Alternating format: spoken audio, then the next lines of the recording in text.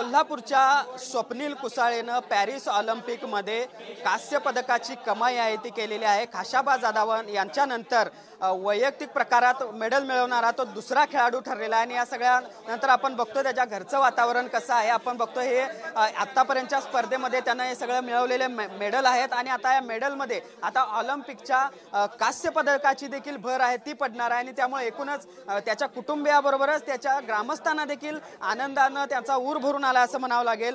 स्वप्नीलची आजी माझ्यासोबत आहे। काय सांगाल, नातवानं जगभरात नाव पोचवलं देशाचं?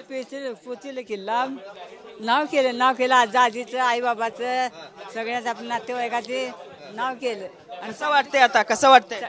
चांगलं वाटतंय की चांगलं वाटतं। ते सामना तुम्ही बघत होता? बघित होता की मला माझा मुलगा धावायचं की होय, मला जरी नाही कळालं का नाही तर माझा मुलगा धावायचं। तू एक माझा मुलगा, तू एक मुलगा, दोघं चांगलं। काय सांगाल, काय भावना आहेत? तुम्ही बघता स्वप्नीलचा फोटो घेऊन उभे आहात, तुम्ही काय सांगाल? अतिशय महत्त्वाचा दिवस आजचा दिवस हा आमच्या कांबळवाडीसाठी असेल, महाराष्ट्रासाठी असेल आणि कोल्हापूर जिल्ह्यासाठी असेल। पूर्ण देश हा आतुरतेने वाट बघत होता ह्या दिवसाची आणि खरोखर स्वप्नीलच्या माध्यमातून आज या देशवासियांसाठी मेडल मिळवून दिलेलं आहे। खरोखर त्याचं काम, त्याचं कर्तव्य अतिशय प्रेरणादायी आहे।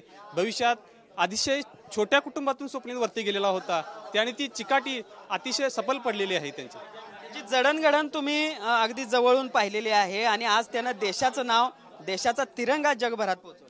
त्यांच्या आई वडिलांचं आणि त्यांच्या वडिलांचं परिश्रम एवढं खूप आहे, कष्ट एवढं मोठं आहे की पाऊस ऊन वारा काही बघितलं नाही आणि त्यांच्या वडिलांनी एवढं त्याच्यासाठी मेहनत घेतली आणि त्या वडिलांचं त्यानं चीज केले। स्वागत कसं होणार आहे? कारण गावाचं तर नाव केलंच आहे, देशाचं केलेलं आहे, राज्याचं देखील केलं आहे। एक तर कांबळवाडी गाव हे खेड्यात आहे आणि राधानगरी तालुक्यात बसलेलं आहे ह्याच्यात।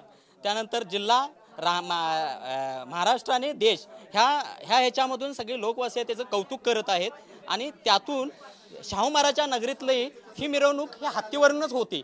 त्यामुळे आम्ही त्याची मिरवणूक ही कोल्हापूर जिल्ह्यातून शहरातून गावापर्यंत ही जंगी मिरवणूक काढणार आहे।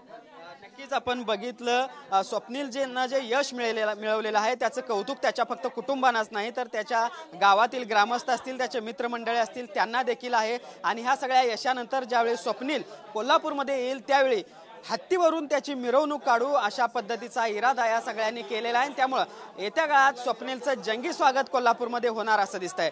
पुढे सुनील काटकरचं, भूषण पाटील, TV9 मराठी, कोल्हापूर।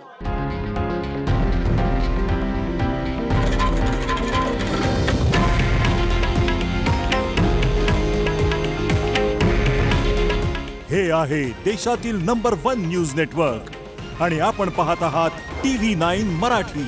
काळजी तुमची, हित महाराष्ट्राचं।